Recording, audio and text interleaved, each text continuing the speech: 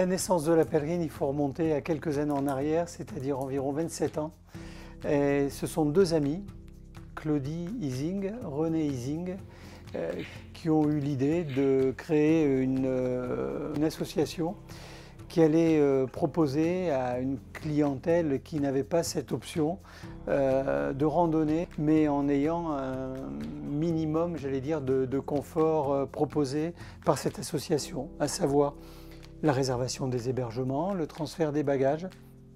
Et de cette idée est née progressivement la pèlerine et ce qu'elle allait devenir, à savoir aujourd'hui une agence de voyage à part entière, totalement dédiée aux randonneurs qui souhaitent parcourir nos chemins, que ce soit du Massif central ou d'ailleurs, dans des conditions de confort optimales. Notre ADN au niveau de l'agence, ça reste quand même nos produits phares et ce pourquoi, je dirais, on s'est fait connaître les chemins de Compostelle et les grands itinéraires de légende. Mais ceci dit, on est capable aussi de proposer d'autres horizons, que ce soit en France, proche Europe, voire, alors comme on dit dans notre jargon, sur des longs courriers, aussi bien le Vietnam que l'Inde.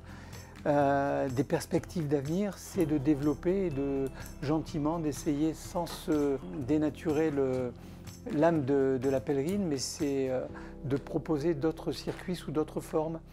Peu à peu, on s'est par exemple diversifié dans les randonnées cyclo. Donc toujours pareil, c'est pour des amateurs, c'est pour des personnes qui ont envie par exemple de faire le chemin de Compostelle, mais qui par manque de temps ne veulent pas randonner 11 semaines. Donc on propose depuis peu du cyclo et on essaie d'étoffer cette gamme à partir de circuits de randonnée, les décliner en cyclo. Ensuite, c'est toujours travailler sur des itinéraires qu'on aimerait voir se développer davantage parce qu'ils ont leur intérêt. C'est de la randonnée, de la remise en forme. Randonnée, donc souvent, ce sont des circuits en étoile, donc sur lesquels il y a une station thermale. On va prendre par exemple Vals-les-Bains, dans l'Aveyron, Cransac, ou à l'étranger, à Moulay-Yacoub, à côté de Fès au Maroc. Ça, ce sont des secteurs et des thématiques qu'on aime et qu'on maintient et qu'on essaie de développer davantage parce qu'elles ont un réel intérêt. Donc on n'a rien changé dans l'esprit de l'équipe, dans le fonctionnement même de l'entreprise et on continue à faire uniquement ce qu'on sait faire, à savoir vendre du rêve, vendre de la randonnée et faire plaisir au grand maximum de personnes qui souhaitent découvrir à la fois notre région, mais aussi le territoire français et la proche Europe.